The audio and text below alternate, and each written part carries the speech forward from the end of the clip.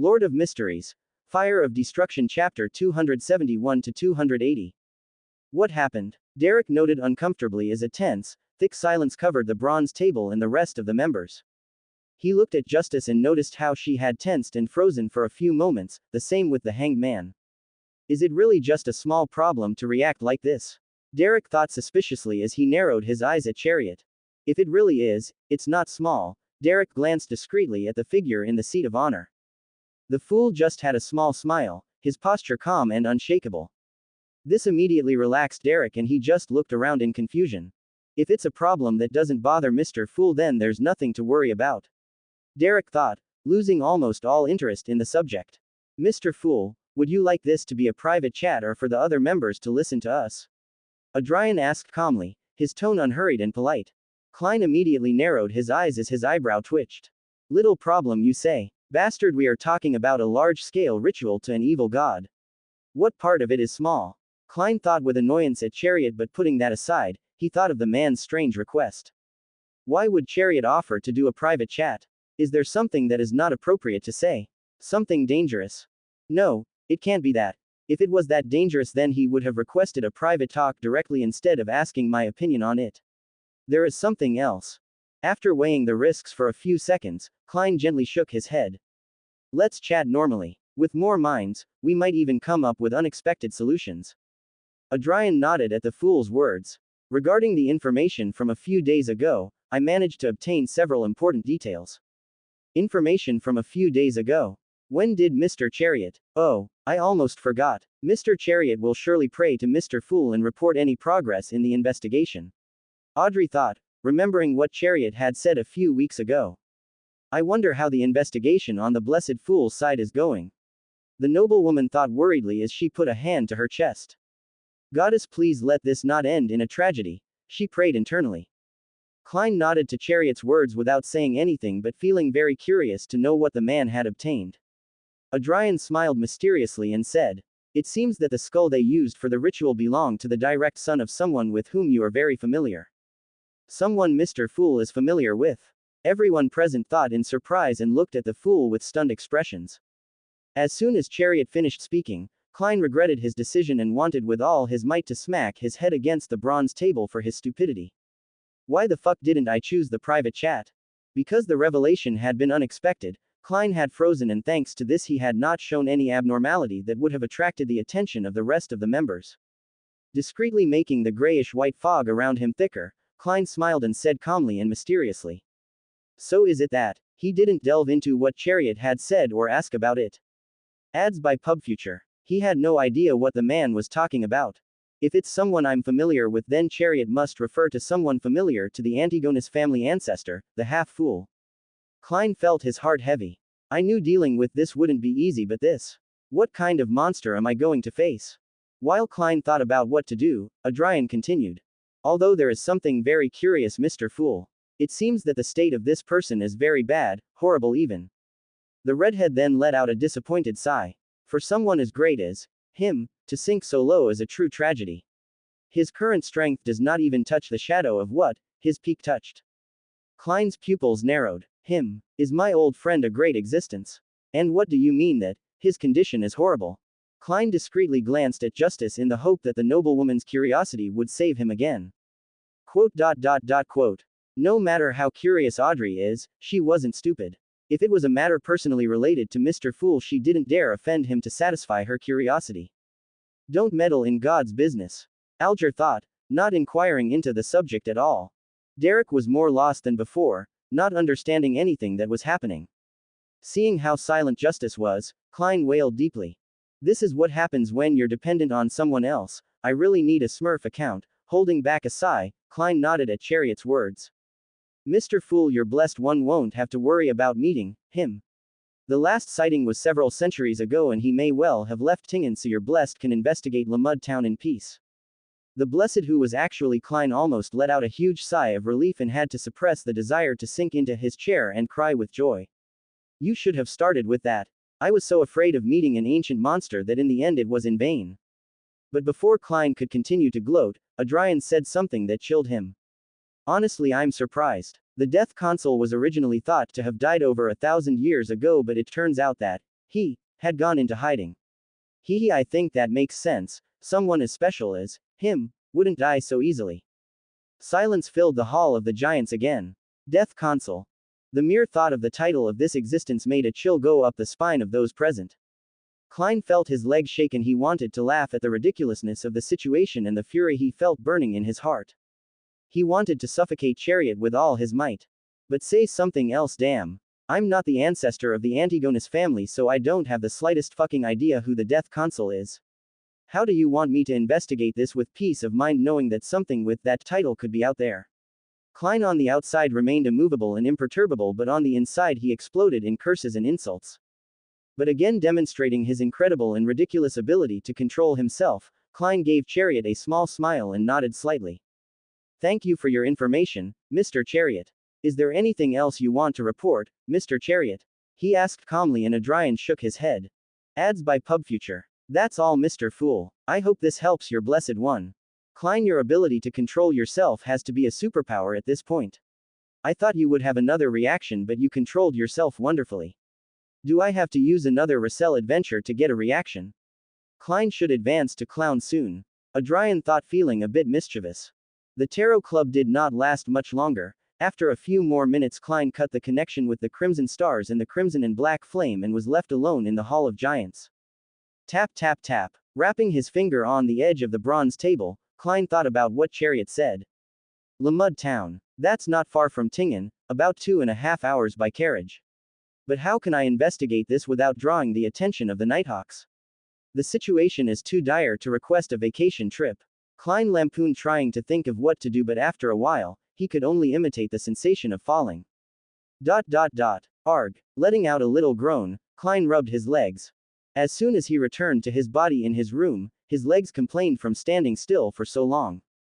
Raising a hand to his head, Klein rubbed his temple and sighed. Stretching would be a good idea. Yawn. Bringing a hand up to cover his mouth, Klein yawned, feeling sleepy. A nap would be better. As soon as he lay down on his bed, Klein fell asleep and went into a dream. He was a bit dull for a few moments, but his eyes sharpened. He was now in the living room chair and with his half-height hat on the table in front of him. Klein wasn't alarmed that someone had put him to sleep, but sighed quietly and turned serious. Looks like the captain has something to say. Knock knock. Giving permission, Captain Dunn Smith entered the room with his tall hat on his head concealing his receding hairline. The man wasted no time and looked seriously at Klein. We have a mission, I'll wait for you downstairs in the carriage.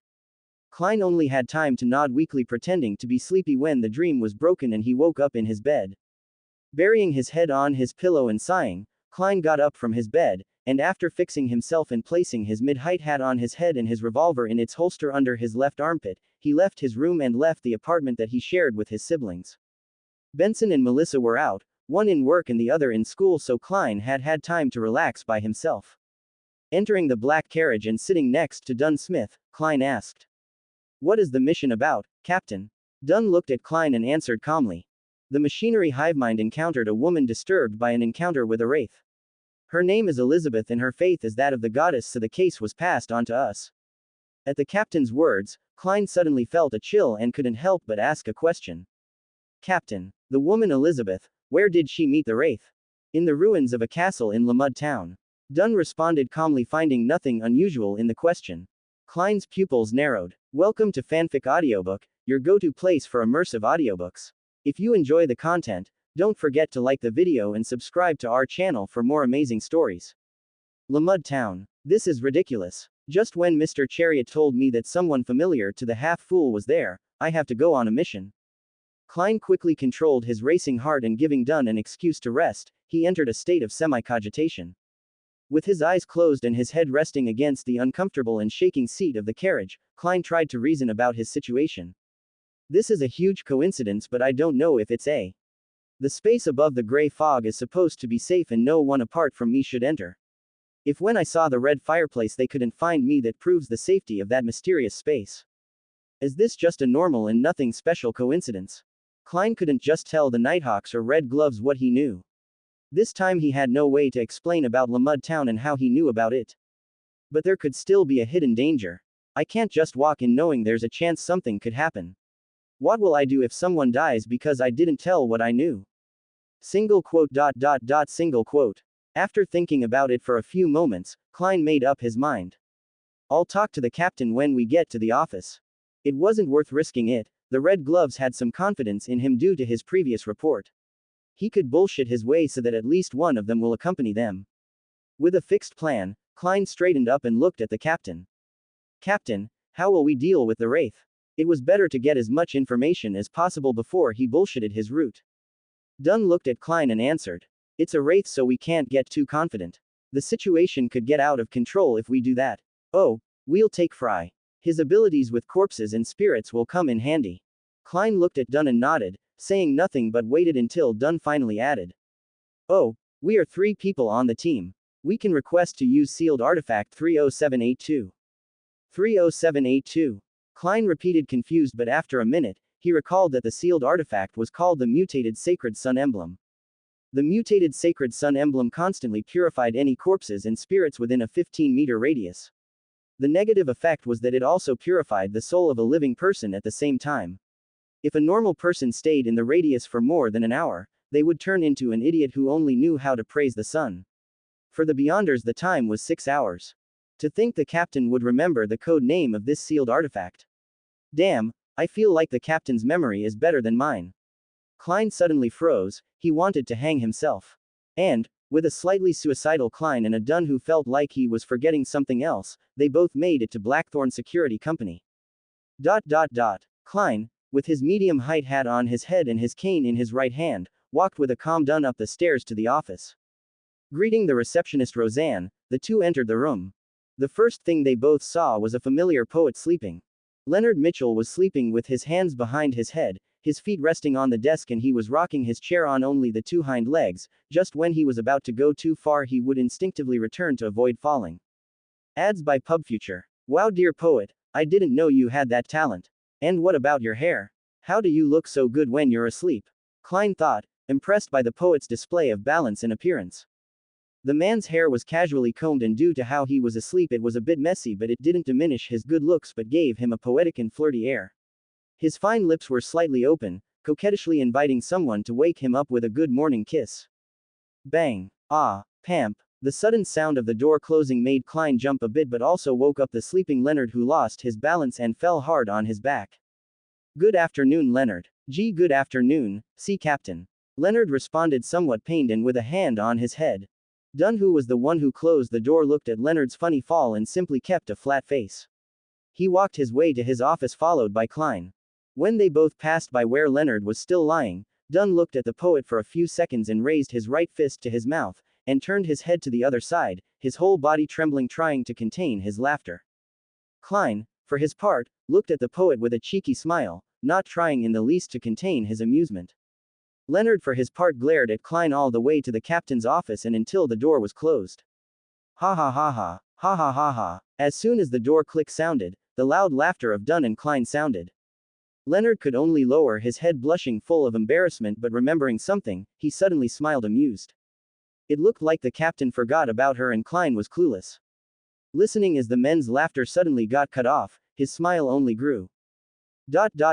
In the room, standing tall and firm like soldiers in line, Dunn and Klein looked nervously at the woman sitting in Dunn's chair. Puff. Not even a hello. You're too bad, Dunn, I thought we were closer. The blue-eyed woman wailed as she gently shook her head. The pipe in her red-gloved hand let out a small cloud of smoke and the smell of tobacco. Spirit guide, Daily Simone. Cold sweat covered Klein's forehead, who looked nervously at the woman. What the fuck is she doing here? Shouldn't she be investigating with the rest of the Red Gloves? Klein thought, swallowing hard.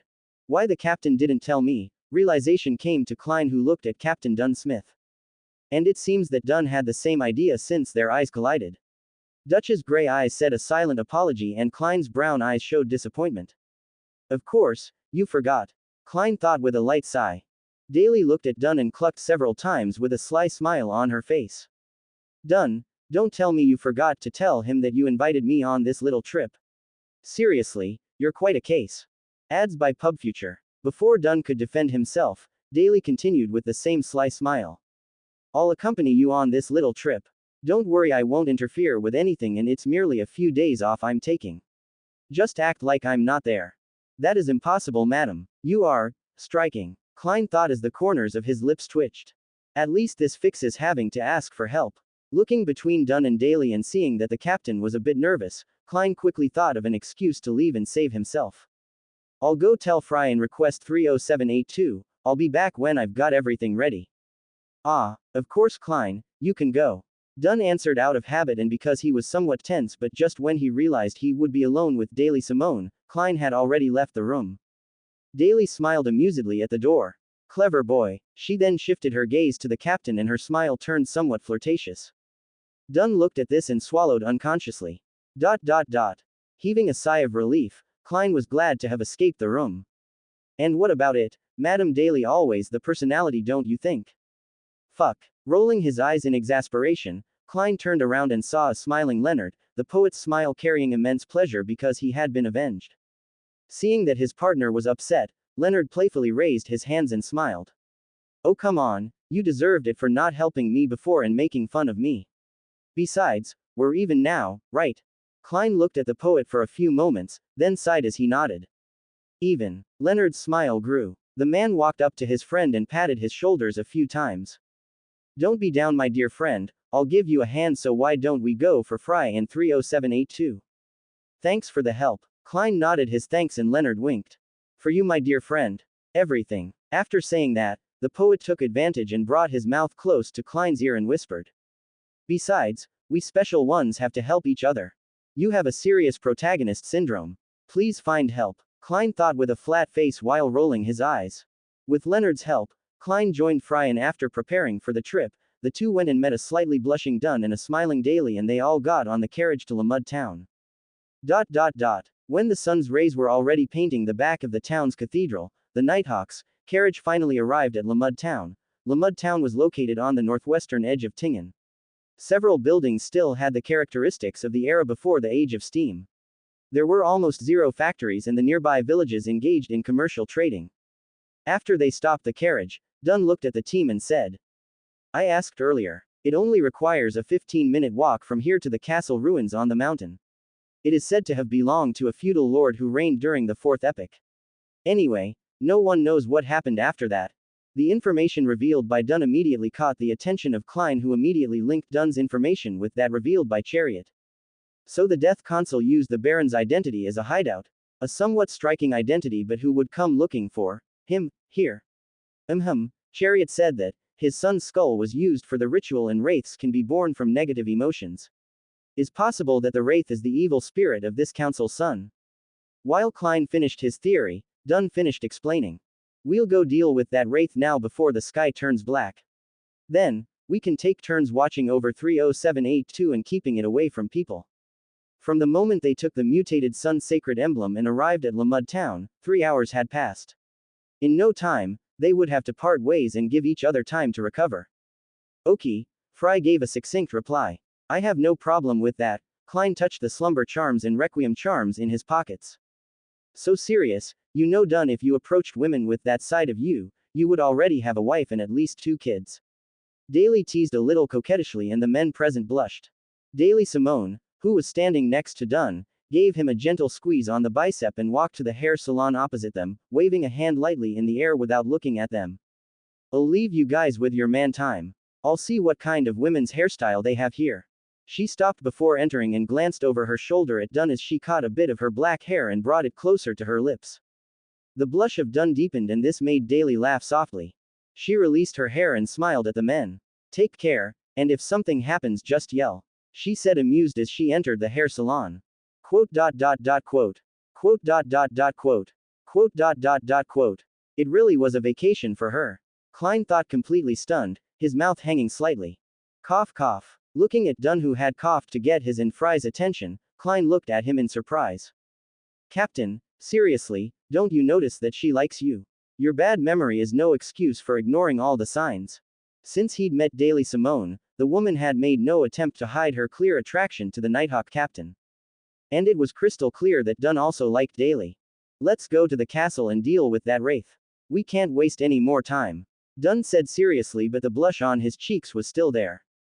The taller man then turned and started his way to the castle, being followed by Klein and Fry. The last mentioned looked at each other and with a knowing look, they both sighed. Neither of them dares to point out the obvious.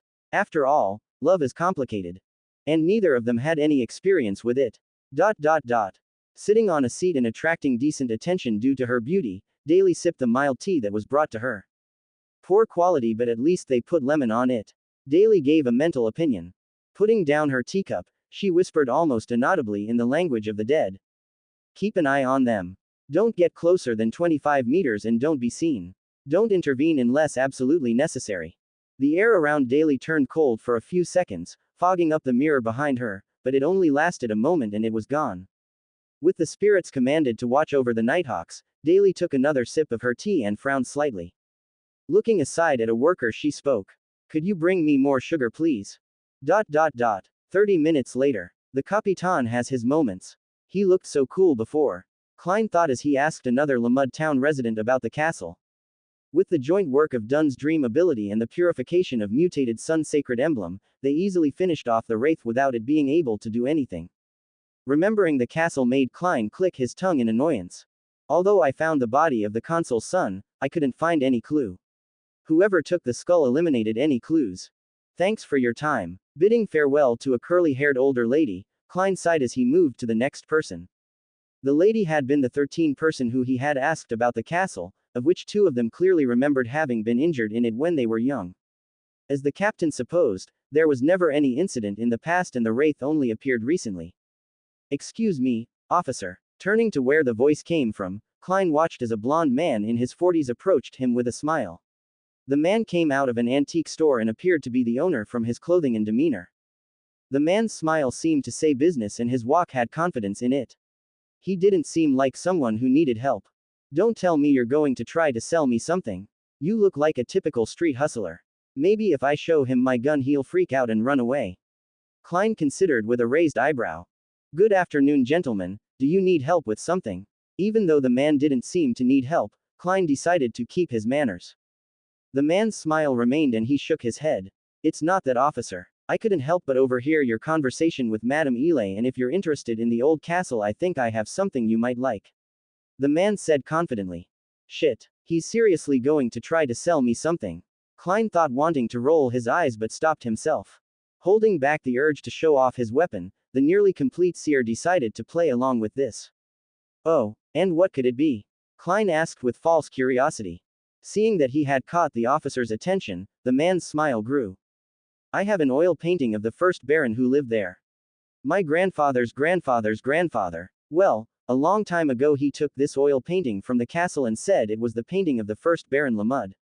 He said like a real salesman, and Klein raised an eyebrow. If it was the true painting of the first Baron, your family would have sold it a long time ago. This guy is seriously daring to scam the police. But he doesn't look that smart or brave. Taking his pocket watch out of his pocket and opening it with a clack and seeing that there was still time, Klein decided that he had nothing to lose by seeing how far this could go. Taking the attitude of a window shopper, Klein said, who knows if it's a real antique or not? I'll trust my own judgment, show me the painting. The man's smile grew even more and he nodded excitedly. Perfect. I promise you won't regret it. Please come with me to my shop. Following the man to the shop and entering, it was full of all kinds of antiques, from mugs to clocks and furniture. Please give me a moment, the painting is stored in the back. It will only take a minute. The man said and quickly crossed a door behind the counter and left Klein alone, who, having nothing to do, simply stared at a teacup. After only 30 seconds, the man returned carrying an oil painting in his hands. Klein casually looked at the painting. He saw that the Baron had gentle features and bronze skin, his eyes hiding an indescribable range of human experience. He was wearing a white curly wig. Huh, he looks a lot like Mr. Azik. Klein's eyes snapped open, his gaze subconsciously falling below the Baron's right ear. He saw an unremarkable mole near the ear, in the exact same place as Mr. Azik. Klein felt his heart skip a pulse and for a second, he forgot how to breathe.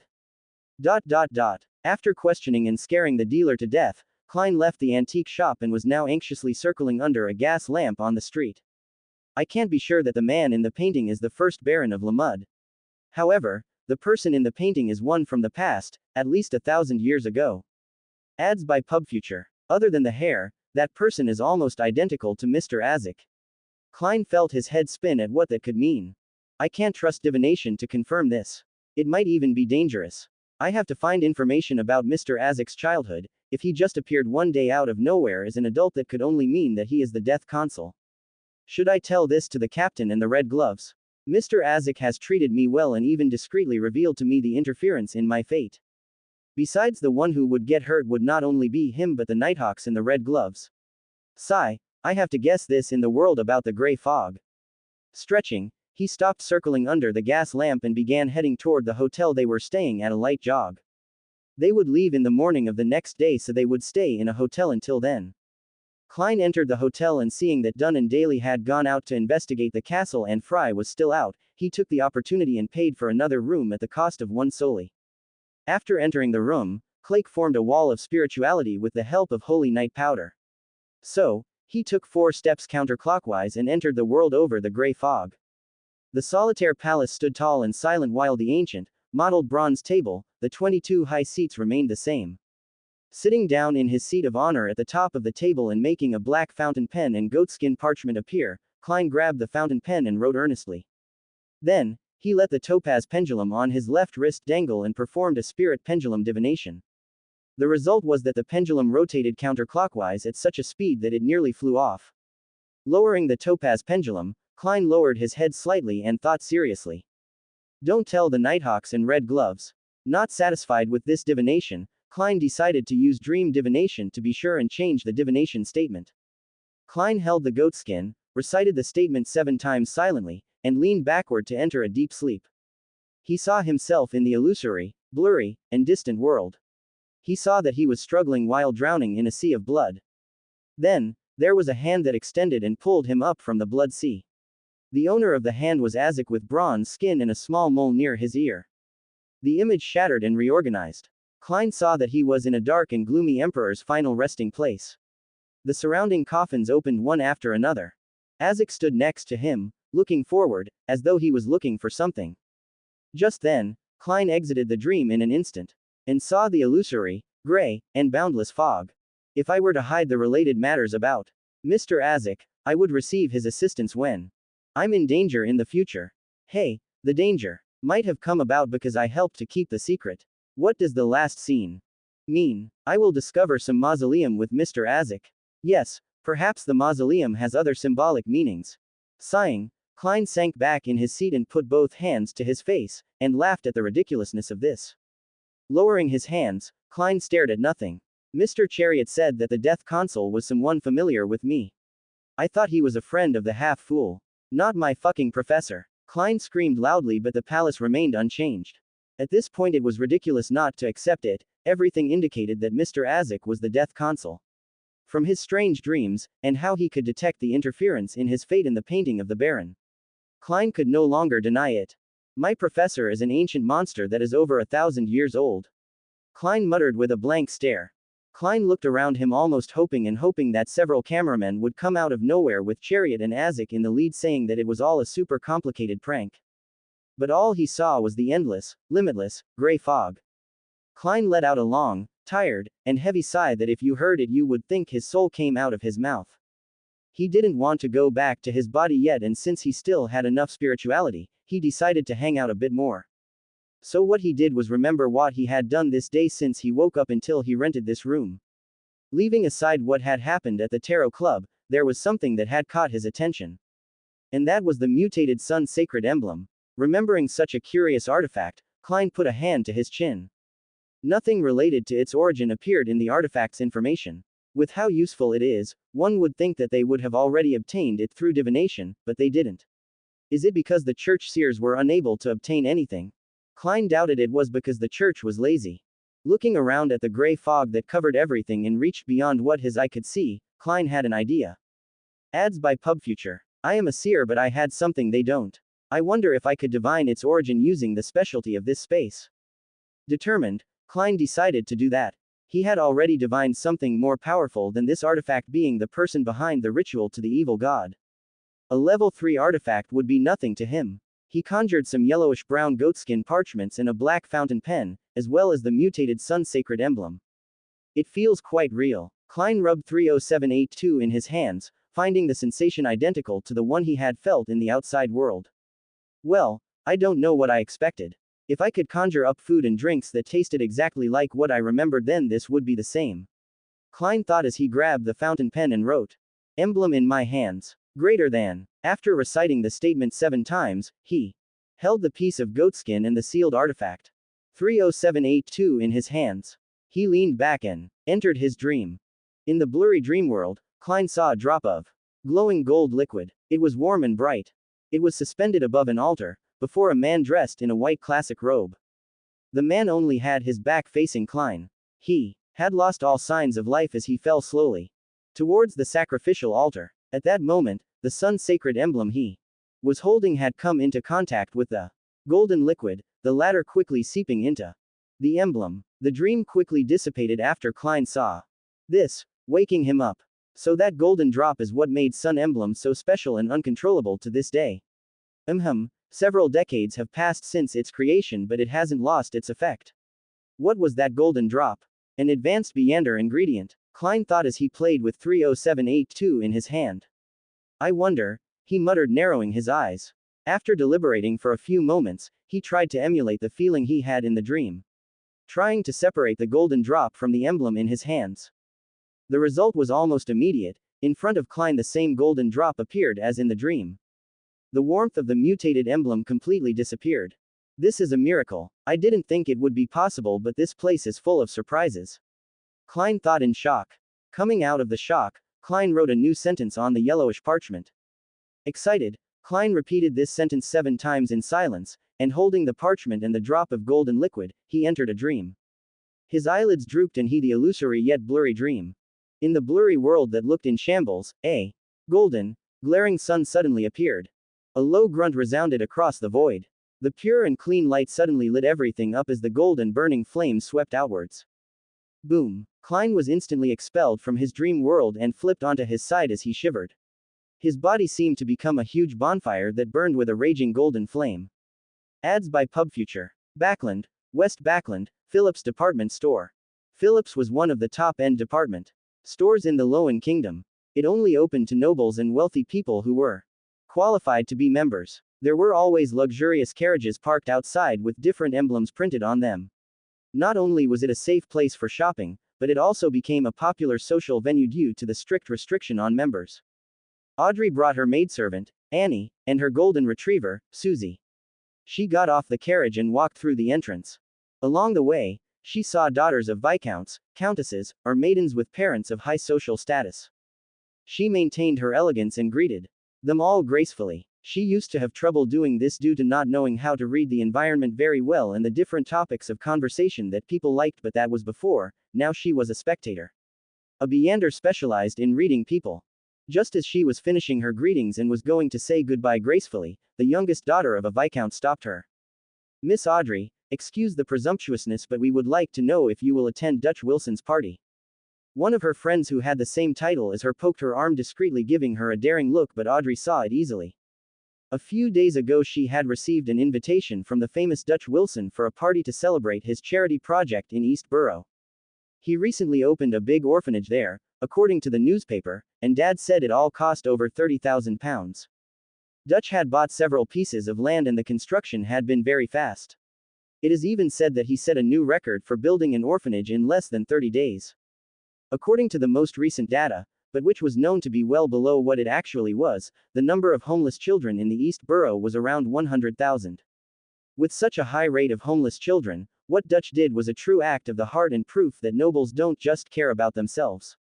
According to the revealed data, the orphanage could house more than 500 children, with all the services and necessities they might need. It wasn't much, just a drop from the ocean, but it was a big step forward for East Borough to get more help.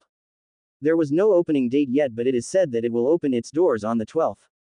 It is also said that he received help from the Church of the Evernight Goddess, but no party had said anything. It was what her father had said when she asked him about it. She had even overheard that Dutch received a visit from Archbishop Anthony to congratulate him and bless the orphanage, but that was just a rumor. Not wanting to waste too much time, Audrey answered. "Dutch Wilson's party? Yes, I plan to attend. If someone wanted to help as much as Dutch Wilson did, then she would do whatever she could to help." A young black-haired noblewoman asked just above a whisper. "But Miss Audrey, Aren't you afraid that what happened at the last party Dutch Wilson organized will happen again? Audrey frowned slightly at the question, causing the young woman who asked to freak out a little. Looking at the young woman, Audrey spoke with grace and seriousness. The place of the party is in another mansion with triple security, not only from the police but also the churches. If you doubt the security of the party, then you not only doubt the ability of the police but also the churches. If you're so scared, then you should just stay at home. Have a good evening and goodbye. Giving an elegant curtsy, lifting the hem of her light blue dress, Audrey turned and walked away. Ads by PubFuture. At the suddenness of Backlund's most dazzling gem, everyone present gaped at her, even her maid Annie. Susie the dog just looked at them with pity in her eyes and went to her owner. Realizing that she was falling behind, Annie ran to her madam. Wait for me, Miss Audrey. Left alone, the other girls looked at each other and communicating with their eyes, they sighed sadly. They had lost all desire to buy. Reaching for her mistress, maid Annie had a surprised look. Miss Audrey, what was that? What happened to the manners class?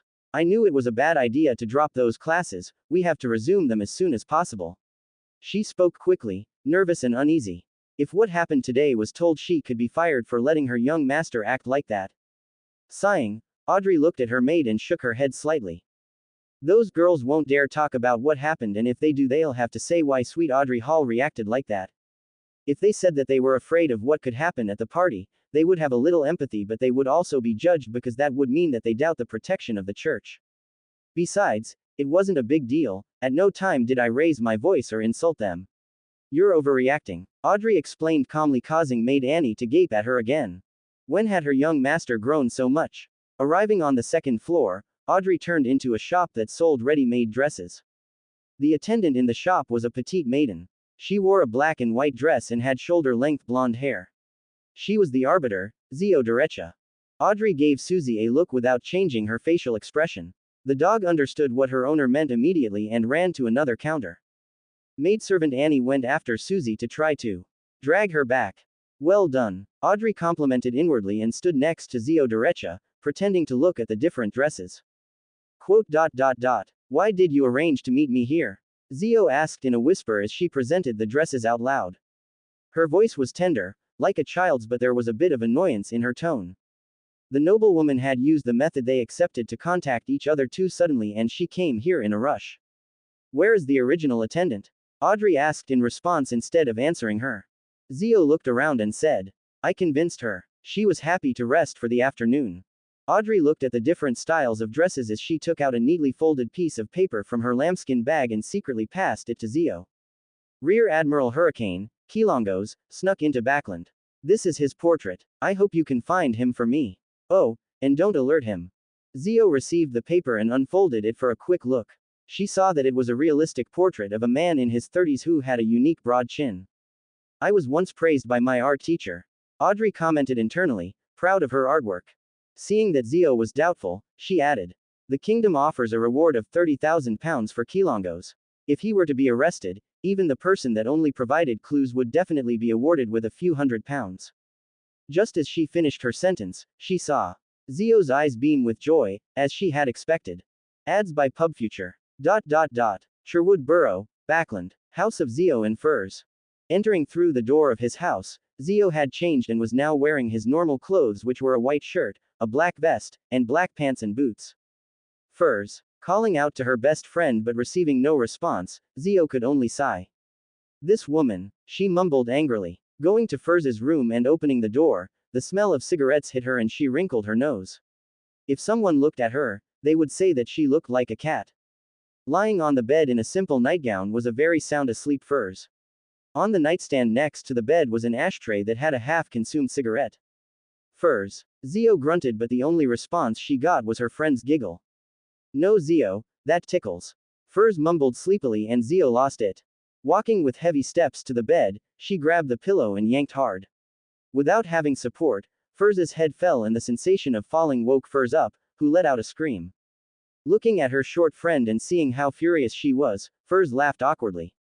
Good morning my dear friend Zio. How much did you hear? The only response Furs received was a pillow to the face. So Kilongos? Furs asked, looking into her friend's green eyes as she hugged her pillow and rested her head on it. She was sitting on the sofa. Now they were in the living room, but she was still wearing her nightdress. Zio nodded. It is a commission from Miss Audrey. Even if we only provide clues, we will be paid several £100. And if we find him, it will be much more. Furs returned her blue eyes to the portrait on the table and frowned. An admiral, she murmured softly. She returned her attention to Zio. We don't have to face him, we just have to find him. Zio responded as if she had read the writer's mind and knew her concerns. Sigh. Great. Furs sighed exaggeratedly, filled with relief. But she frowned again. That doesn't mean it's not dangerous. If we look for it, there's a chance we'll find it and we'd be lost if that happens. Although she was now Sequence 8 and Zio was Sequence 9, she doubted that they could survive Kilongos. Looking at the stone bracelet on her wrist, Furs turned her attention to the remaining 3 stones. We will not investigate directly, Furs. I have an informant who can help us, and I also know a very effective detective. Zio explained to try to calm her friend down. Furs nodded gently at that. Zio looked down at the portrait on the table and her eyes were complicated. A strange uneasy feeling settled in her stomach. Sighing, Zio moved away from the wall and went to the kitchen to prepare a snack. If something happens, I can always ask for his help, she thought as the image of a masked man appeared in her mind. Having a very dangerous and somewhat crazy friend had its advantages. If she told Furs her plan B, Zio was sure she would faint. Cracking his neck, Adrian sighed in relief and looked down at the street below him.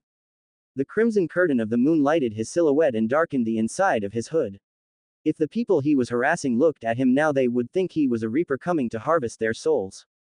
Looks like your plan worked, Flora commented, looking at the stage. Adrian smiled sharply under his mask and whispered confidently while disappearing into the shadows. It's all in the details, honey.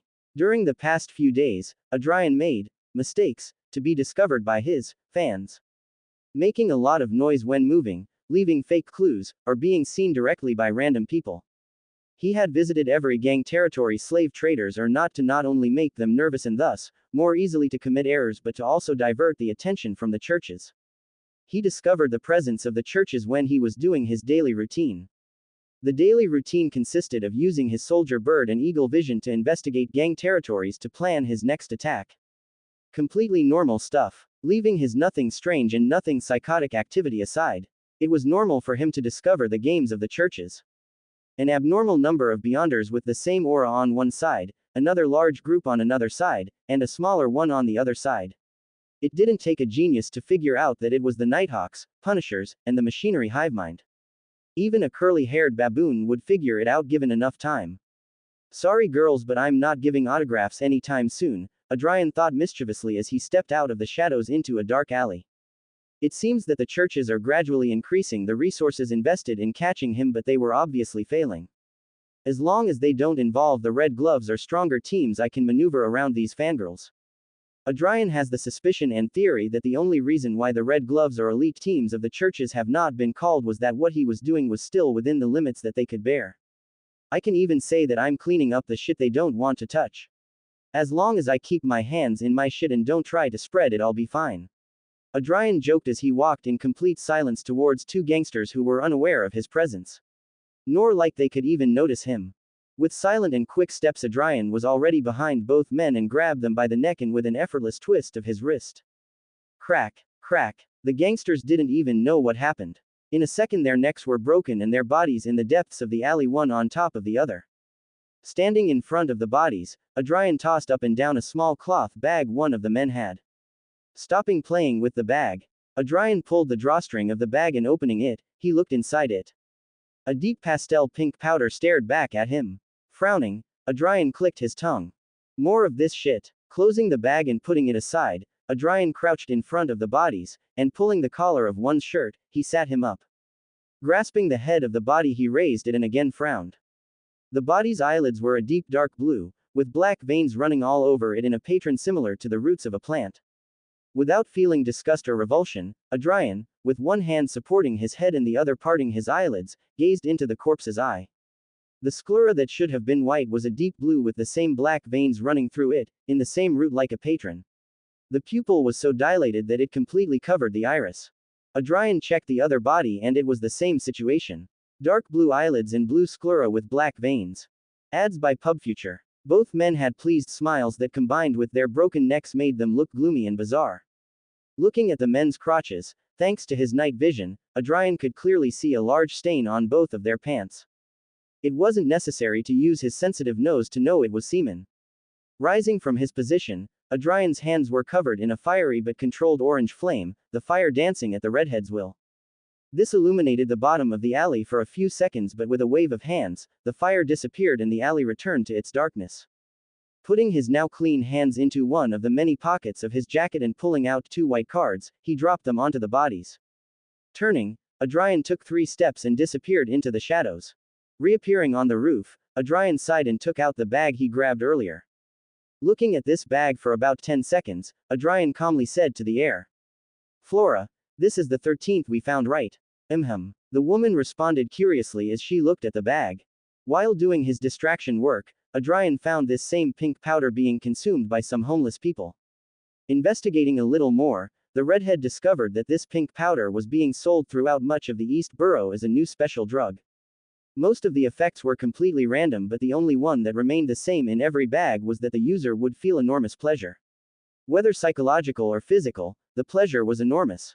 The dangerous knowledge that Adrian had that would cause anyone other than himself to die a horrible death from corruption only yielded one result. This stinks of Rose School everywhere. After all, unrestrained pleasure is their motto. I have to be careful. All kinds of drugs appeared here every day, and this would not be enough to get their attention. The churches would keep an eye on it but would not give it much importance. Not until something serious happened. This drug has been on the market for at least 7 days. The negative effects are how extremely addictive it is and how people become like zombies, walking aimlessly until they get more. This drug could skyrocket crime in the East Borough if left unchecked. Sighing, Adrian tossed the bag aside, and before it could hit the ground a fireball struck it, destroying it.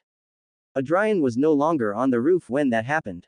Well, I'm here for something, right? Who better to call the attention of the churches than James Holmes? Grinning under his mask, Adrian stepped out of the shadows in front of a building. This was the new secret base of Red Skeleton, one of the drug traffickers. Having sold that drug, that means you have a lot of money, right? I must thank you for that. Adrian grinned sharply. Taking another step, he disappeared into the shadows. In another place. Cough, cough, cough. Walking through the dark streets of Wolf Troth, only with the crimson moon as a companion. Tom stopped and staggered as he coughed. It's back. Tom gasped as he dropped to one knee. A line of blood fell from his lips. The symptoms had reappeared a few days after he returned to work, but he had ignored it because he thought he had not yet fully recovered and it would disappear with time, but after a week the disease returned. Taking several deep breaths, Tom managed to stand up, but his legs were shaking, so using the walls of the buildings, he continued on his way home. This is nothing, Tom murmured weakly. Ads by PubFuture. Jerry got the medicine that cured me. I can recover again. I just have. Plap. Falling to the ground, Tom gasped. He could feel his chest sinking in and it was getting harder and harder to breathe. Raising his eyes from his position on the ground, even though his vision was blurry, he could see his home. The old residential building stared back at him. Tom made an enormous effort and focused his attention on the room he shared with his daughter on the 3rd floor. He could see a small light through the window and couldn't help but chuckled weakly. Little mouse, I told you to not wait for me. Daddy will be there in a moment. I just have to take a little nap. Lowering his head, Tom slowly began to close his eyes. Tap tap tap. Opening his eyes, Tom saw how a man was approaching him. Raising his hand, he pleaded weakly. Help. He knew he would be ignored as it was normal in East Borough, but he couldn't help but ask for help. But to his surprise, the man approached him and took his arm, and helped him up. The man put Tom's arm around his shoulder. Thank you, Tom said gratefully to the man. Now that he had the kind man's face so close he could see it better. It was a simple face, black hair, and eyes of the same color. With an equally simple nose.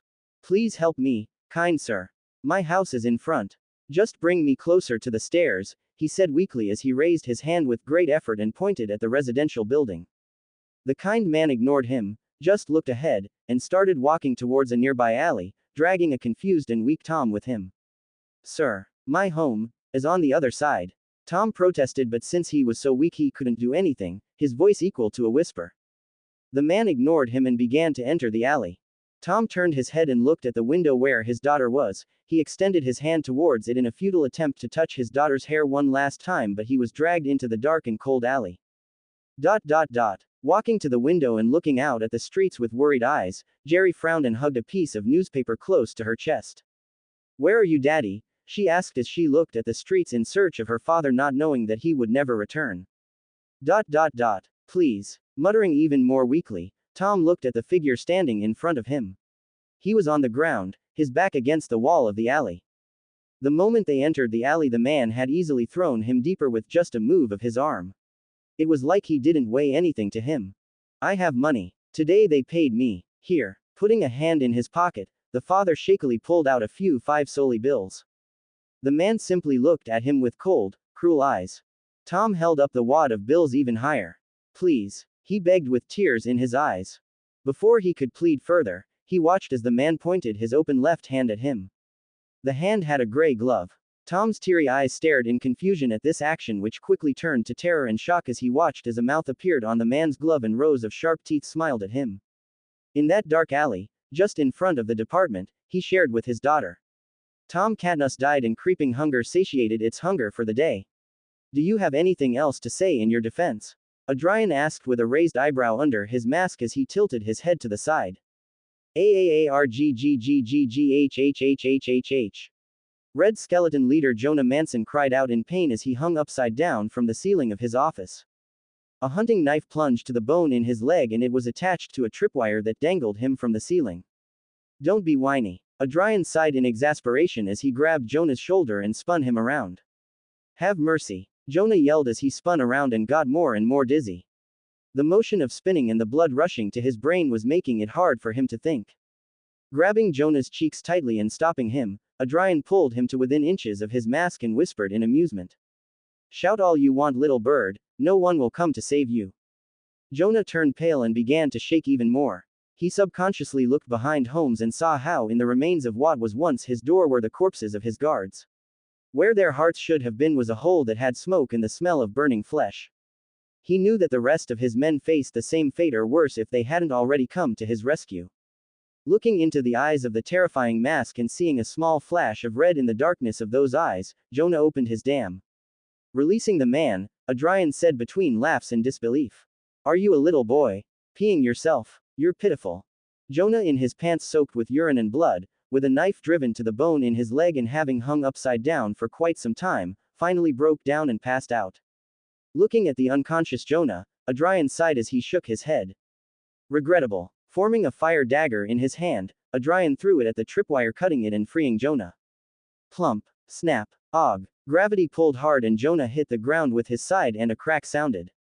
It looks like you broke your arm when you fell." Pity. Shrugging, Adrian with his foot turned the whimpering Jonah to face him.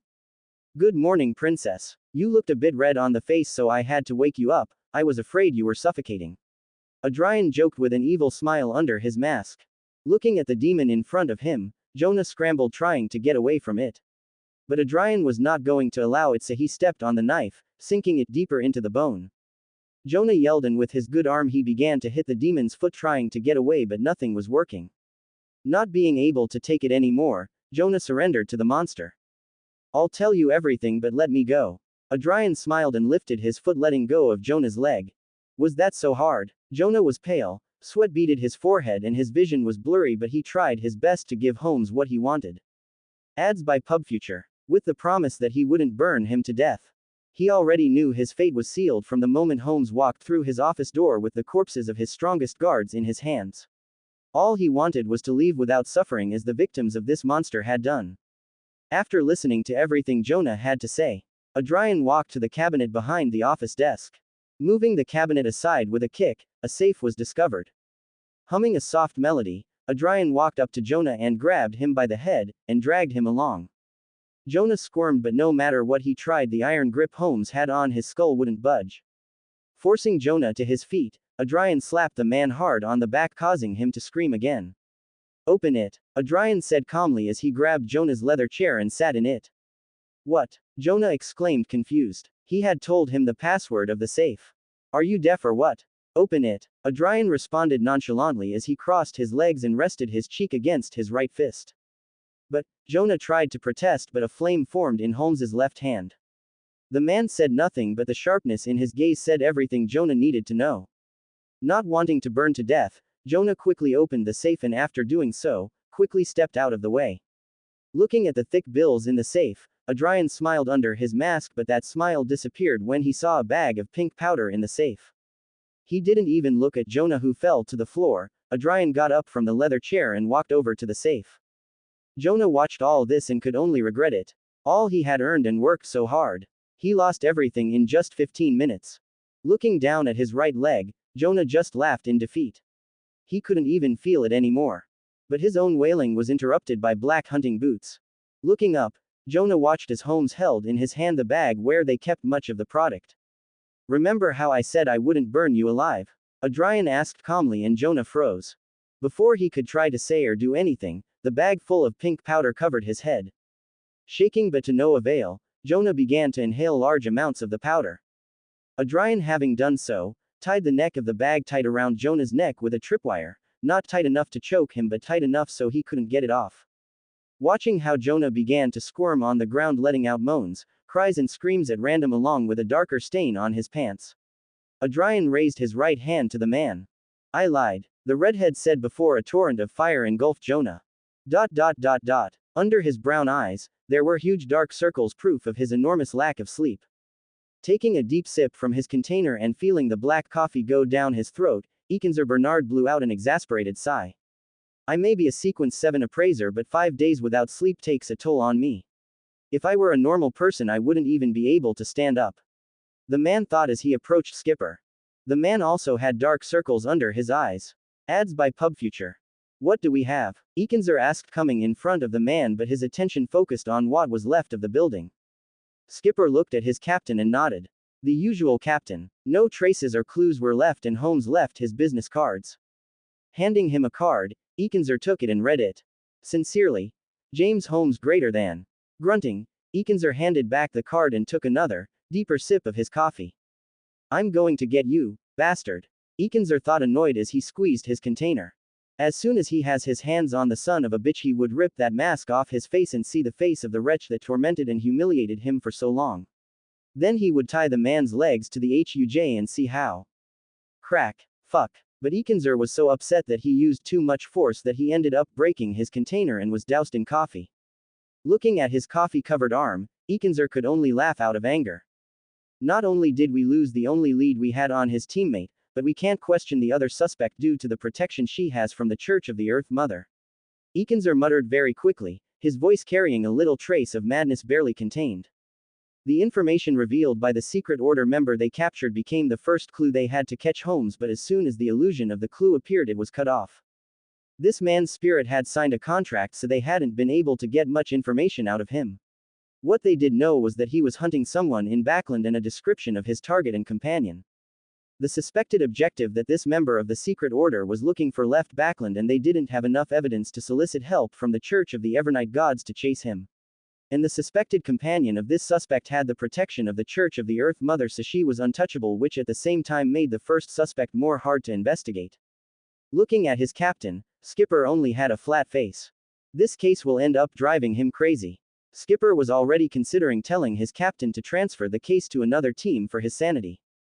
Pulling out a separate document from his board, he handed it to his captain. "We found this hanging from the gas lamp in front of the building. It talks about a new drug and its effects. Also about an evil organization forming part of it." Ekenzer, coming out of his crazy trance, took the document with his clean hand and began to read while Skipper continued explaining. As he listened to his team member's explanation, Ekenzer frowned even more. This information not only speaks of the effects of the drug but the trafficking routes, and the large number of traffickers and gangs that deal with it. It also talks about the possible involvement of the Rose School of Temptation and the evidence there is. This information was information left behind by James Holmes. And this was not the first time that the masked man did this. The Black Skull case was still fresh in his mind. The things he had seen. Shaking his head to erase those ugly memories, Ekenzer sighed and looked at Skipper. "We can't take a criminal's word for it, but we will focus more attention on this drug. I will contact the Nighthawks and Punishers to do the same." Hearing what his captain said, Skipper nodded with joy and a small smile grew on his face.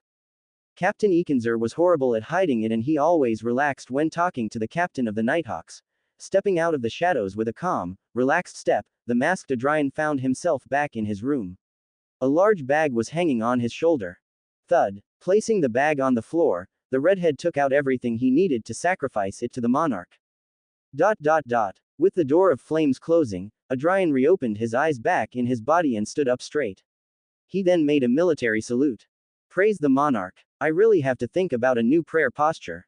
Adrian thought, feeling that the posture had no flavor or grace that a prayer posture should have. He actually only used it because it was what the fire soldiers do every time they see him. Destroying the wall of spirituality, Adrian removed his mask and modified windbreaker, placing them on the back of his chair, his black jacket resting on the table, leaving him only wearing a tight white shirt. Grasping a strand of red hair and looking at it with a raised eyebrow, Adrian again sighed and tied his hair into a low bun, leaving 2 strands free that gave him a rebellious look. Looking at himself in the only mirror in the room and giving himself internal praise, he sat in his chair. Leaning his arm against the table and grasping one of the strands he let loose on purpose, Adrian played with it for a moment. Looking in the mirror and seeing how long his hair had gotten, he stared at the red streak in his hand. When I had curly hair I couldn't try many hairstyles because it always ended up like a bush, but now with this hair I can. And honestly. Tilting his head slightly and smiling at his reflection, Adrian nodded satisfied. I look fantastic. Having seen what the man had done and having an idea of what was going through his head, Flora couldn't help but roll her eyes and comment sarcastically. Princess, I didn't know it was makeup time. Would you like me to give you some makeup or hairstyle tips? I believe pink would look fantastic on your lips. Adrian's smile grew a little more and he put a hand to his chest and acted like he felt flattered, but he exaggerated every move. Do you really think so, Flora? Honestly, I was thinking more of fuchsia, but pink isn't bad either. This reaction took Flora out, but Adrian wasn't finished yet. Turns out you have an eye for beauty, but considering how old you are it makes sense. After all, you'd need a lot of makeup to hide all those wrinkles and that dry sack you call a face. Having been hit where it hurt the most, Flora couldn't help but let out an annoyed growl. Letting out a light sigh, Flora snorted. I have no wrinkles and I am not old. Also, for your information, I am considered one of the most beautiful women the Jacob family has ever seen. She exclaimed, full of pride. The looks of envy she received from the other female members are still fresh in her memory. And what does it matter? Did you forget that you are only a worm now? Adrian shot lightning fast with a raised eyebrow. Flora growled again and Adrian couldn't help but have the mental image of a very angry white cat. You bastard, Flora said, unable to counter the attack, but she could only feel disappointed with herself. Ads by PubFuture. Seeing that Flora stopped responding, Adrian also stopped. With the state she was in, it was impossible to even dream of getting her body back. Now she could only settle for not having to parasitize a rat and losing her mind. Well, at least I ended up with a really good view. She thought, looking at Adrian's tight white shirt, more specifically his chest.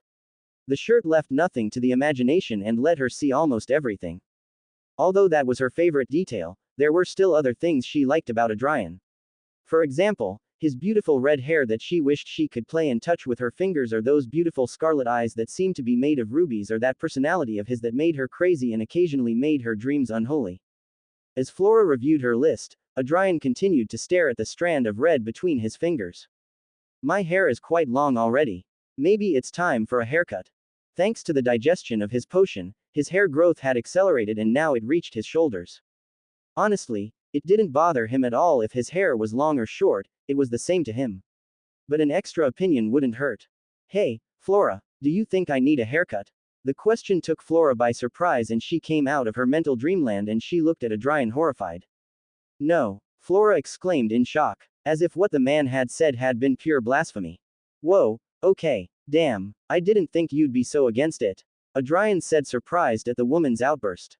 Don't ever think about cutting your hair again, Adrian, Flora exclaimed, extremely upset. The mere thought of Adrian's red hair being cut short made her sick.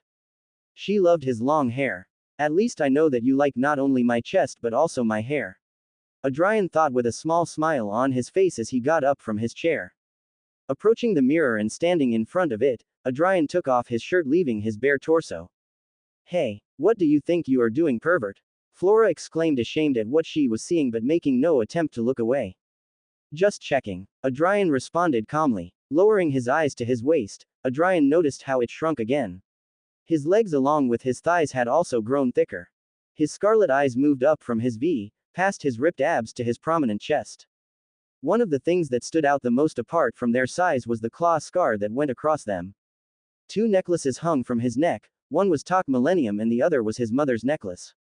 His gaze went up to his face, it had become a little more delicate but it still retained its masculinity.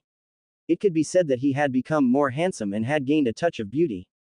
His scarlet eyes stared back at him. There wasn't much of a change in that, just that they had gotten brighter. Looking down at his chest again, Adrian could only sigh in defeat. They got bigger. When I fully digest the potion I fully believe someone would think there's milk in there because of the size. Adrian thought with a small blush on his cheeks. The plump pink nipples just make it worse. Adrian was now seriously considering whether he should jump to a non-adjacent pathway or not. Ads by PubFuture. Monster sounds nice. I have contact with Will so the formula shouldn't be too hard to obtain. Adrian considered it for 20 seconds before sighing and shaking his head.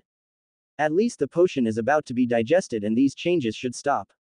He only needed one big act and Pyromaniac would be completely digested.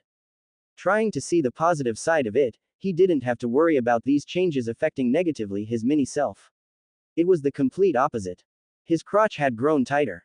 Flora could confirm it but she would never admit it and it wasn't like Adrian would ask her about it. Shaking his head and still with his torso naked, Adrian fell onto his bed and closed his eyes. To console himself and before going to sleep he would go to the City of Calamities to count the money he had obtained. Wednesday morning, Hillston Borough, House of Isengard Stanton. The sun had already risen and its rays were hitting the dark detective's building making it warmer. Inside it and wearing his classic white shirt with a black vest, Isengard brought the pipe to his lips and inhaled in an intoxicated manner before exhaling slowly and looking at the women before him. Now they were in the living room, he didn't use his office for cases only for personal matters. The fee for 30 minutes of consultation is £1. If I were you, I would definitely not waste a second.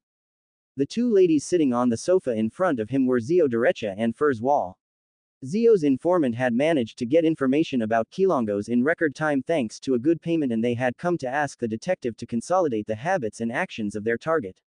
Of course, they had removed the name of Kilongos and changed the description regarding supernatural events.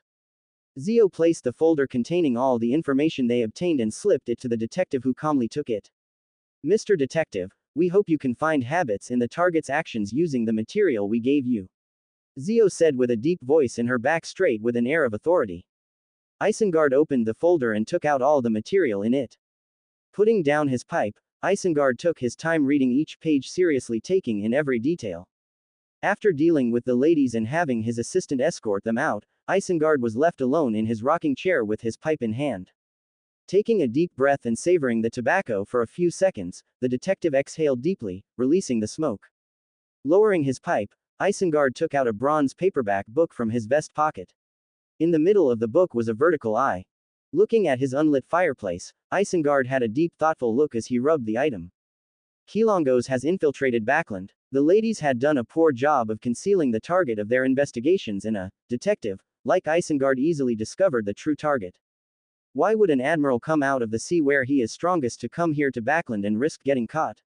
What could attract the attention of such man? Is there something he wants to obtain? Frowning, the detective couldn't help but remember his student. In remembering that he was now in East Borough, hiding, Isengard heaved a heavy sigh. I hope you don't do anything crazy, Adrian. But knowing his student, something crazy was exactly what he would do. Crack. Fuck. Falling on his rear, Charlotte put a hand to his face to care for his broken nose. Looking up at his opponent, the man growled and yelled in fury. What the fuck is wrong with you?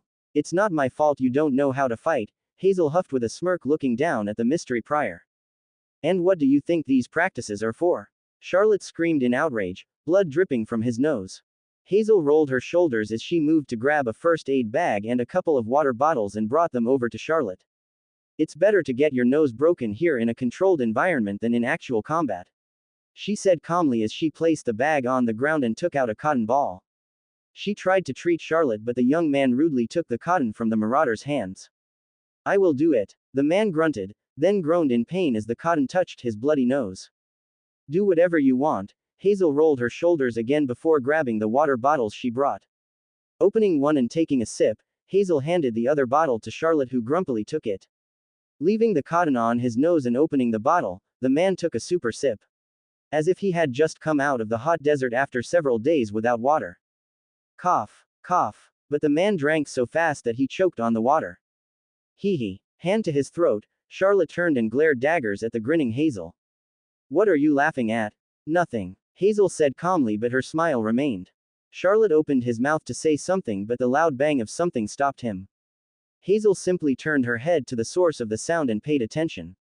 They're back at it. Also looking where Hazel was looking, Charlotte saw what had her captivated. Thud, thud, thud. Compared to their little showdown, the fight between their partner and the boss looked more brutal. Adrian and Sasha were sparring. Sasha was giving it her all while Adrian was more defensive but did not give room for the giant to advance. Come on, Sasha. Is this really all you can do? The redhead said with a smile as he blocked a low kick with his foot and put distance between the two of them again. Sasha's expression distorted a bit, but she immediately recovered and rushed towards her boss. Adrian's smile only grew at that. Oh, if you want to hug me so much you just have to ask. There's no need to chase me, the redhead provoked, and Sasha's expression became distorted again and she momentarily lost focus. And Adrian took advantage of this and rushed towards her, and in an instant he was already in front of her. He launched a strong kick at the woman's face, who barely managed to block it with her forearm. Erg! Sasha groaned as she felt the force of the kick and her arm trembled. But she didn't get a chance to breathe because Adrian quickly withdrew his leg and plunged his left fist into Sasha's unprotected stomach. She saw white for an instant. This change of pace from offense to defense left her completely out of place and at the mercy of the redhead. Pam, Pam. In the instant that she was stunned, Adrian took advantage and landed two powerful jabs on her face before jumping up and wrapping his legs around Sasha's neck and squeezing, trying to suffocate the giant. At the same time he landed more punches to her face. Instinctively, Sasha placed her hands on the redhead's thighs to try to separate them to breathe, but Adrian didn't give her a chance. Still, with his legs around the woman's neck, the redhead twisted his core and slammed the woman to the ground like a sack of sand. Sasha's world spun and she swore she saw stars. Thud. Her body hit the ground hard and Sasha grunted. She tried to get up, but Adrian quickly and expertly wrapped his legs around her neck again as he grabbed her arm and locked her in a triangle choke. With her free hand, Sasha tried to free herself, but her boss's legs were clinging to her like a boa. Since that didn't work, she tried to free her other hand, but the redhead had it completely locked. When that didn't work, she tried getting up to slam him, but the redhead wouldn't let her do that. Bad girl, Adrian teased with a smile and put more pressure with his legs, cutting off the giant's blood flow. Feeling how quickly her consciousness was slipping, Sasha quickly patted the ground to signal her surrender. Ads by PubFuture. Plap, plap, plap. As soon as that happened, she was released and took deep breaths as she sat up to try to recover. She still saw floating white dots. Lowering her head to the ground, Sasha sighed heavily. Her arm was still trembling, her face hurt a lot, and she was sure she had a broken lip. I lost again. While looking at the ground, something cold touched her cheek, and looking to her side, she saw a bottle of water. Smiling, Sasha looked up and nodded at her boss before taking the bottle and drinking it. Letting out a satisfied moan, Sasha shook her head. I thought I finally had you on the ropes, boss, but then you do your tricks and from one second to the next I'm helpless. Adrian smiled calmly as he took a sip from his own bottle. In your defense, you lasted 2 minutes longer than last time, you're making me work extra. You only say that to comfort me. Sasha complained while shaking her head again. She knew that if there were no rules, the boss wouldn't even need to use his fire to finish her off. That move from earlier was proof of that. While she was thinking that, Adrian was looking at her with a thoughtful look in his eyes. Her ability to fight is something else. The pathways that are centered in close combat really shine in that. She may be a sequence lower, but she is far superior in hand-to-hand combat than that interrogator. Adrian thought, impressed. He was sure that she may become better at him at hand-to-hand when she advanced to Sequence 7 Weapon Master. Below the high sequences, there are things that Sequence 8 are better at that Sequence 7. Thinking of that, the redhead sighed internally. Over 5 years of training in various martial arts to be surpassed by a protein drink. How funny. He understood why normal people thought it was unfair. Clap, clap, clap. Very good fight, teacher, Miss Sasha. Hazel complimented with grace worthy of a noblewoman as she approached. Behind her came Charlotte, who had 2 pieces of cotton stuffed up his somewhat crooked nose. "You're a bad influence," Flora commented, seeing Charlotte's nose, and Adrian just smiled proudly. "It was an awesome fight," the mystery prior also complimented, still somewhat bitter. His voice was nasal due to his stuffy nose. This caused the corners of the lips of the 3 present to rise slightly in amusement. Not wanting Charlotte to notice that they were laughing at his misery, Adrian spoke. "Charlotte, how's your digestion going?" As soon as he said that, Adrian felt the familiar pressure, but he just ignored it. The purple eyes sparkled as a big smile blossomed, instantly eliminating his bitterness from before. "It's going really well, boss. That feeling that all of you said about appears from time to time for certain things I do, act, is a really nice feeling. Although I can still feel some traces of the potion, so I'm still missing a bit." Remembering something, Charlotte quickly straightened his back. "Thank you very much for introducing me to your lord, boss. My job has never been easier and simpler." "Yes, I know, Charlotte. Your calls have made me realize my mistakes and all the damage I did to Klein." Adrian thought with a flat face. It had already been 5 times that Charlotte had woken him up in the middle of the night to help him make a charm or complete a ritual.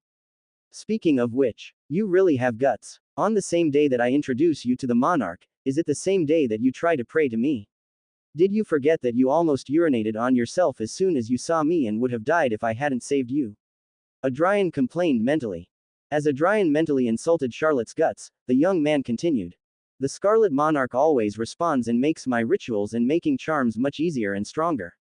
Also, every time I pray to him for his help in a ritual, I can feel my potion digesting." Adrian nodded calmly at that. "That's normal. Your sequence is mystery prior. The more you pry in the mysteries of mysticism, the more your digestion of your potion will speed up." Saying that, Adrian's expression turned serious. "Remember that there are many things that must not be seen or heard, and if the perverted whisperer shows his stinking mouth, pray to my lord for protection." At the insult to a god, the expression of everyone distorted for a moment before returning back to normal. "Thank you very much, boss." Charlotte nodded gratefully at this new illumination. He then gave a military salute and said with belief, "Praise the monarch." The corners of Adrian's lips twitched, but he repeated the prayerful posture. "Praise the monarch." Lowering his hand, Adrian turned to look at Sasha and Hazel, who got the message and nodded. "The digestion of my potion is going well, boss, but it hasn't changed much. It should be digested by the end of August." Sasha said, very happy. Her digestion had accelerated and it had gone from the end of the year to the end of this month. Turning his head to the noble, Hazel smiled proudly, a smile much like Adrian's. "Like I told you, you're a bad influence." Flora commented upon seeing that, and Adrian just ignored her to return Hazel's smile. Ads by PubFuture. "Is it what I think it is?" Hazel nodded excitedly and raised her head high. "Teacher, my potion has been fully digested." This earned her impressed looks from Sasha and Charlotte. Sasha grinned and ran over to Hazel and hugged her tight and shook her side to side. "I am so proud of you, Miss Sasha." Hazel complained to the giant's movement with a red face, but she still had a smile. Charlotte activated his spirit vision and looked at Hazel's spirit body. He saw how Hazel's spiritual body was completely stabilized and her spirituality controlled. Turning off his spirit vision, Charlotte stared at the noblewoman in astonishment. "It's true." Being put down by Sasha, Hazel smiled at the mystery prior and took a rectangular piece of silver out of her pocket and showed it to him. "Did you doubt it?" she said as she waved the charm in her hands. Charlotte looked at this and unconsciously touched his right pocket, and feeling it empty, his expression broke. "Give it back to me." Hazel just smiled and tossed it to the man, who caught it with a yell. Adrian looked at this with a smile. He had already activated his spirit vision and was looking at Hazel. The light blue color that marked her pathway had turned a little darker and moved calmly. Double tapping his palm and turning off his spirit vision, Adrian walked over to Hazel and placed a hand on her head and ruffled the young woman's green hair. "You are incredible, my student. I'm sure Flora would think the same." Hazel smiled happily at the compliment and nodded energetically, not bothered by her hair now being messy. "Honestly, yes, it's incredible. With me, the digestion of her potion was disgustingly slow. But with you, it seems that her digestion took a train." "How did you do it?" Flora asked in surprise. She saw everything that the redhead teach her and couldn't find anything that could explain the growth that Hazel had. The smile on Adrian's face grew a little, but he didn't say anything. "It's quite simple, my dear worm. You just need a Sephira and that's it." In his world, The speed of digestion of the Tarot Club was always questioned because it was ridiculous compared to everyone else in the world. Fans theorized that it was due to the aura from the Saphira Castle accelerating it. And as Will said, Hunter's Hollow only hid the aura of the City of Calamities and didn't contain it. So any Beyander who spends a lot of time with him will experience a speed up in their digestion. Looking into Hazel's brown eyes, Adrian asked calmly, "Are you ready for your promotion?" Hazel straightened her back and her smile turned into an elegant one. She nodded gracefully. "I'm ready, teacher." Adrian calmly nodded at that and took a piece of paper out of his pocket along with a red fountain pen. He put the pen against the paper and waited for a second. Understanding what the redhead wanted, Flora sighed and said, "Sequence 8 Swindler Potion Formula. Main materials. All Furman rat's legs, the tongue of the silver tongue serpent. Supplementary materials. 20 centimeters of Faceac vines, 40 milliliters of pure water, 5 milliliters of the juice of an immature pale lime and 5 of its seeds." "Good girl," Adrian whispered with a smile as he wrote the formula on the paper and handed it to Hazel. "If you have a problem with any ingredient, tell me and I'll get it for you." Hazel quickly read the formula while nodding to her teacher's words. Adrian turned to look at Charlotte, who shook his head. "I haven't had any problems with my ingredients, boss. The knuckles of the magenta lizard I got from a gathering and the jumping horned toad is regularly sold on the black market. And your ingredients for your charms and rituals. Do you need more money?" Charlotte shook his head. "I still have quite a bit left of the 600 pounds you gave me." "Good." Adrian nodded at that. He had gotten a total of 3,600 pounds from Red Skeleton, added to the 9,000 pounds he had saved. He now had 12,600 pounds. Money wouldn't be an issue for a while, but Adrian knew he would need a lot more. Adrian returned his attention to Hazel and said seriously, "When you get all the ingredients for your potion, don't advance yet. Come here with us so we can assist you." Hazel nodded. "I'll do that, teacher." Tingen City. Inside a rented carriage, Klein let out a light sigh as he squeezed the paper bag in his arms a little more tightly. Not much had happened at Blackthorn Security Company. Just a protection case that Leonard and Fry took on and made extra money, much to the envy of Klein. Surprisingly, he had the rest of the day free because Instructor Gawain had something to do. From the smell of perfume and the suit he was wearing, Klein guessed he had a date. Normally Klein would have been overjoyed by that and would have gone shopping for a desi pie to celebrate, but today was not the day. He hoped to use the training as an excuse to delay what he had to do. He would now go talk to his professor to discuss his progress in helping him make sense of his dreams that Klein now knew, 100% sure, that they were memories of his previous life. "Come on, Klein, you can do this. Your professor is harmless. He is just an ancient monster who has lost his memory and doesn't know who he is and is friends with the ancestor you stole his name. Yep, nothing dangerous." The seer thought heavily as he tried to cheer himself up. He had divined multiple times in the space about the gray fog, and the result always said that the best time to talk to Azek would be today. To Klein's misfortune, the way to Azek's house was without a problem and turns to waste time, and in 10 minutes he already reached his destination. Stepping down from the carriage, Klein took a few seconds to calm his heart and breath before walking towards the house. The houses on this street were of higher quality than on Daffodil Street, but just as good as on House Street. There was a patch of grass in front of the house and a small garden in the back. Ding, ding, ding. Klein pulled on the door rope, ringing the bell inside the house. A few moments later, he heard footsteps from inside before the door opened. Azek's mild facial features and his bronze skin appeared before Klein. Because he was home, he was only wearing a white shirt with a brown vest and matching pants. "Klein, I was just about to write to you." Azek greeted enthusiastically. Klein looked at the mole below the man's right ear. The corners of his lips trembled. "Mr. Azek, I found clues about your past." "Really?" Azek immediately got excited. The sadness in his eyes dulled. "Let's talk inside." Klein looked around. He had already divined that no one was following him, but he couldn't help but look. Azek nodded. He quickly stepped to the side, allowing Klein entry. He locked the door and led Klein into the living room on the first floor. They sat down on the soft sofa. "What clues did you find?" Azek asked impatiently. Even though he didn't want to come, Klein scripted what he was going to say to avoid accidents or saying too much, which made him somewhat anxious. Surprisingly, Azek being so impatient helped the anxiety in Klein's heart to lessen considerably. "Now he's my professor who needs help," he thought to himself before opening his mouth. Thanks to the script he prepared, Klein explained everything he saw and experienced in Lamud Town. beginning with his fight with the Wraith until the discovery of the painting of the first Baron of Lamud. Azek's expression didn't change much as Klein told his story. The only thing that happened is that his eyebrows furrowed slightly but nothing else. At the end of the story, Klein looked somewhat anxious at Azek, who remained silent. Leaning forward, Azek crossed his arms. After a few minutes in silence, he exhaled. Your description didn't make me remember anything. Maybe I should visit the abandoned castle myself. Could you take me there? Klein frowned slightly. He took a coin out of his pocket and in front of Azek, he tossed it into the air and let it fall into his hand. Seeing the result, Klein pocketed the coin, and looking into Azek's brown eyes, he nodded. It will be my honor. He wasn't worried that Azek would think of him as someone weird since they were both Beyonders. I would like to go home first. I don't want my siblings to worry. No problem, Azek replied. Ads by PubFuture. 2 Daffodil Street. Klein nodded to Azek and hurriedly walked to his front door, pulled his keys out of his pocket, and unlocked the door. Melissa was already home, so she heard the door open and quickly walked out of the kitchen into the living room. Melissa Moretti is the youngest of the Moretti siblings.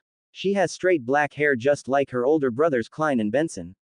Since they moved into this apartment, her face had gained a little more meat and her skin was somewhat pale. She had the lustrous air of a young girl. Upon seeing Klein, she said with eyes filled with joy, I brought groceries. There's chicken, potatoes, onions, fish, turnips, and peas. I even bought a little jar of honey. Sister, are you also getting used to the occasional luxury? Klein thought with a chuckle. You'll have to cook dinner today. Count me out, as I'll be out of town and won't be back until dawn. I'm doing a favor for Mr. Azek, a professor in the Department of History at Koya University. As he spoke, he turned sideways and pointed at the carriage that was waiting for him outside. Klein did this not only to avoid worrying his siblings, but also in case something happened to him in Lamud Town, the Nighthawks would have something to work with. It's not that I don't trust you, Mr. Azek, but it's always better to be prepared. Klein thought, internally apologizing to his professor. Melissa's lips parted a few times, wanting to say something, but she pursed them and said, all right, take care, Klein. I will. Klein said goodbye to his little sister and left. He got on the rented carriage that Azek had paid for, and after 2 hours and 40 minutes, they were in Lamud Town. It was almost 6 o'clock when they reached the town and the sky was already darkening. After he instructed the driver to wait for them, Klein guided Azek to the castle. As they walked, he noticed that Azek was walking faster and faster, to the point that he had to do a little jog to keep up. In the end, Azek was the one who led. Klein opened his mouth to say something but cleverly bit back his words when he saw Azek's solemn face. At such speed, they quickly reached the ancient castle. Azek looked at the castle ruins. His gaze looked deep but lost, as if he was dancing between dreams and reality. Suddenly, Azek grunted in pain and put a hand to his forehead, his muscles twisted in agony. Mr. Azek, are you all right? Klein asked in alarm, but he remained in place and didn't activate his spirit vision to check the estate of Mr. Azek. His experience with seeing high sequences with it stopped him. When they were in the carriage on the way to Lamud Town, he had made a little divination to know if there would be danger. Azek didn't answer immediately but took another 2 steps forward with a pained expression. He relaxed the hand that was holding his forehead. He pointed to the front and said in a dreamy tone, I have seen this castle in my dreams. Azek dreamily recounted how he remembered when the walls were strong and high, how he remembered the stables and gardens where he used to grow potatoes and sweet potatoes, about his wife complaining that the castle was dark and gloomy and that she missed the sunlight and its warmth, about his 8-year-old son who carried a wooden sword bigger than him and who would be better than his father. Klein listened to everything Azek said and couldn't help but feel touched. Forget everything you love and only remember it through dreams. You don't even know if they are real or not. Is this the price one has to pay to be a high sequence? Klein thought darkly, feeling like the world he transmigrated to turn a little darker. Just at that moment, Mr. Azek stopped muttering and made huge strides toward the main entrance. He made his way to the castle without Klein's guidance. He found the hidden gear with obvious familiarity and opened the hidden door to the basement and stepped inside. Holding his cane tightly, Klein followed Azek. Seeing that he would soon be unable to see due to the darkness, Klein activated his spirit vision and looked at the ground the entire time as he went down the stairs. Klein reached the place where the coffin was, always keeping his head down. He listened as Azek moved the coffin lid and was silent for a long time, and suddenly wailed in sorrow and pain. Klein listened as Azek staggered back with heavy steps, then fell against a wall before he could respond. Klein heard all this and felt like the surroundings suddenly turned dark. Slowly, he began to move in the direction of the stairs. His spirituality told him that the current Mr. Azik had become very scary, so scary that the basement had become gloomy and terrifying. He trusted Mr. Azik's character but couldn't risk him having a sudden outburst that could hurt him. In such an uneasy situation, he waited by the stairs for several minutes. Then, he heard Azik slowly get up. You don't need to keep your head down. You can look at me. Azik spoke with an emotionless voice. Ads by PubFuture. Are you sure about that? Klein wanted to say that but he swallowed his words. Klein nodded tensely and slowly raised his head. He only looked at Azik's feet but seeing that nothing happened he looked up into the man's emotionless eyes. Mr. Azik seems to have changed. This is something my spiritual perception tells me. I've managed to remember something, but it's very small. Azik said in that same emotionless tone. He then looked around and said, I feel the power that made your fate disharmony. Huh, Klein was stunned. He knew whoever was behind this had been here but not that he had left a trail. When he investigated with the captain and Fry, none of them managed to find anything but Mr. Azik managed to find it after only being here for a few minutes. Pleasantly surprised, he asked in reply, Can you trace the source? It's been a long time, but I'd like to try. There seemed to be a volcano about to erupt within Azik's deep voice. Azik walked over to the open coffin and looked at the headless skeleton inside it. He took my son's skull. I want to find him through a blood connection. Klein already knew this and was not surprised at the revelation. He watched as Azik raised his right hand and suddenly cut his index finger on his fingernail. A drop of dark red fresh blood accurately dripped onto the white skeleton. Somewhere in the suburbs of Tingen, Ince Zangwil was now in a dark room and he looked miserable. There were huge circles under his eyes and his pale blonde hair was in disarray. He had spent almost all of his time escaping Crestet Sesimir's team and trying to keep a low profile. He almost got caught multiple times but thanks to 008 and the occasional help from Panatia he managed to escape. Just a little more, the man muttered darkly before he looked to his side and was alarmed. The pen that he had left sealed on the table had been released and now he was writing in the notebook that he left closed. Jumping, he grabbed the pen and looked down, and read what it had written. Azik Eggers tried to use blood divination to find the thief who took his son's skull but due to Ince Zangwil's preparations and that Azik still hadn't recovered his memory, he couldn't find him. Ince Zangwil is safe for now. What the fuck? Ince muttered extremely confused at this event. Seeing that he was safe for now, he quickly resealed the quill as various questions ran through his head. Wasn't Azik Eggers supposed to be just a history teacher? Why did he cause a reaction from 008? With the quill sealed, the traitor to the Church of the Evernight Goddess turned his attention to the notebook. He reread the entire notebook looking for anything else the quill might have written but found nothing. Sighing heavily, the man ran his hands over his face. Every time this happens I always wonder if it was worth stealing 008. The man muttered before shaking his head slightly. It was too late to regret it and now he could only move on. Looking down at the notebook, his dark blue eyes turned cold. Although his plan had met with many setbacks, everything was still in his control. The red gloves wouldn't be able to find him and Megos was safe. Everything was in his control. Looking down at a name that was written with force, Ince Zangwil clenched his fists in anger. Klein Moretti _. It doesn't matter if Megos is discovered. I already took precautions for that. The traitor whispered full of hate before closing the notebook.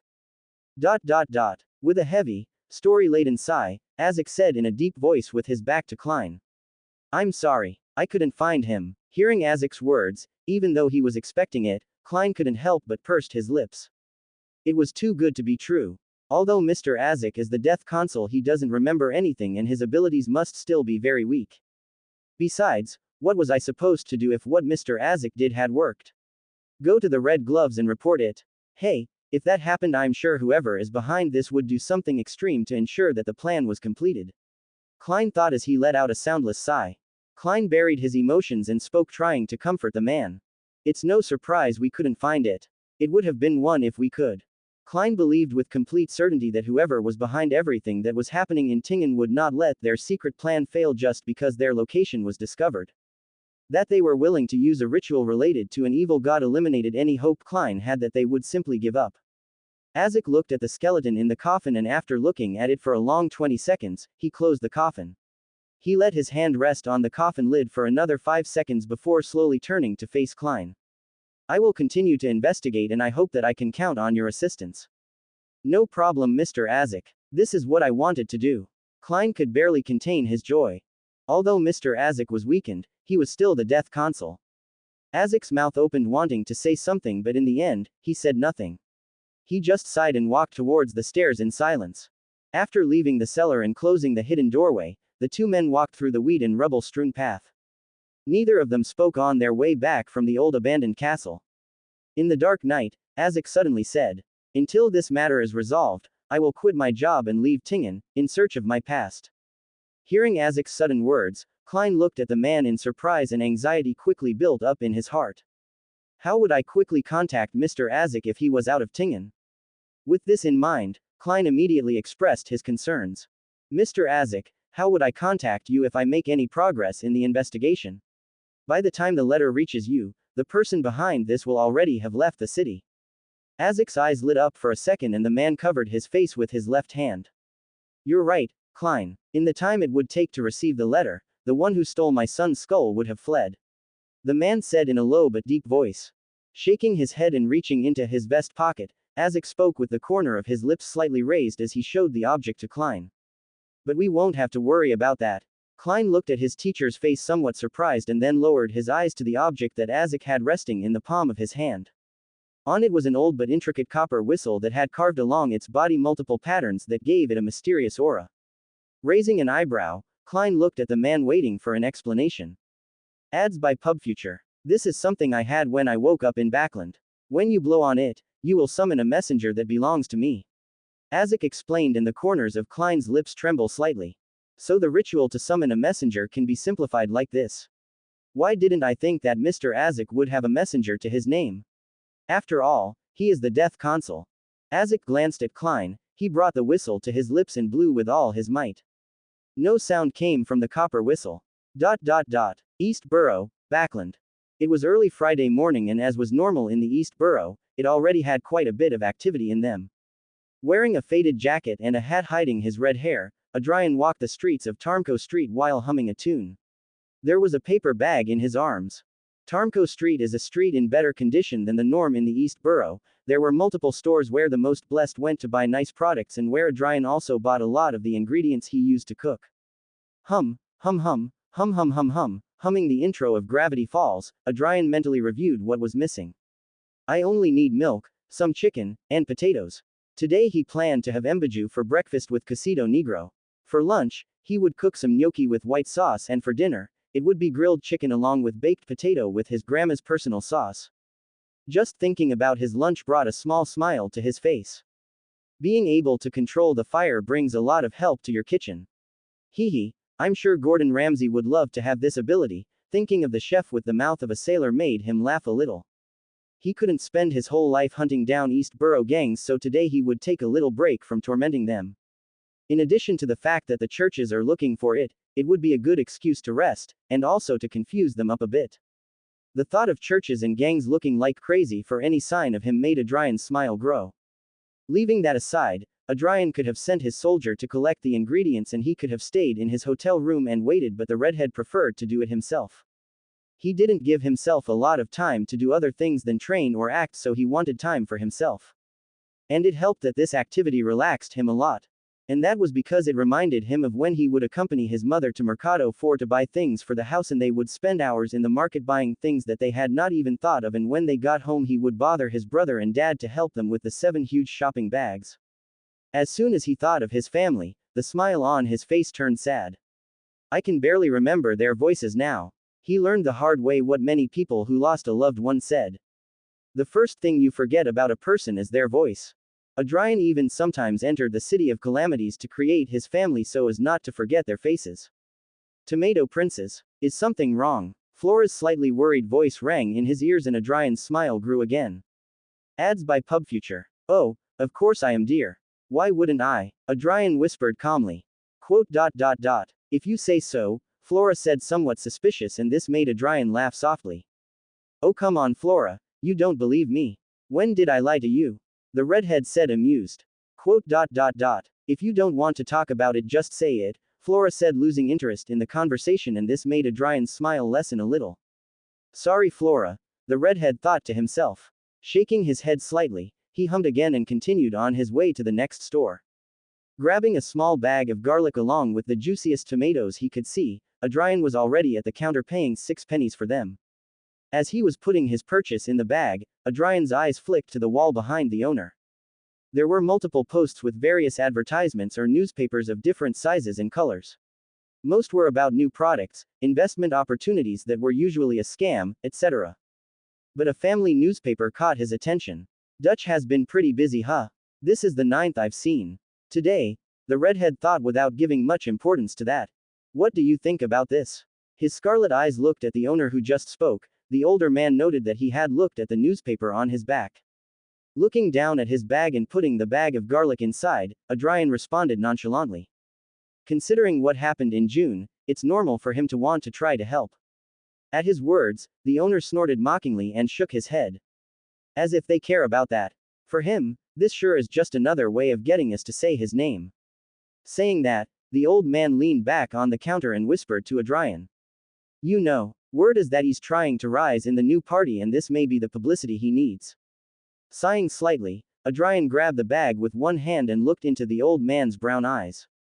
You should stop listening to what the little birds say, sir, the redhead said without importance, and turning around, he left the store, receiving the ridiculous look of the owner all the time.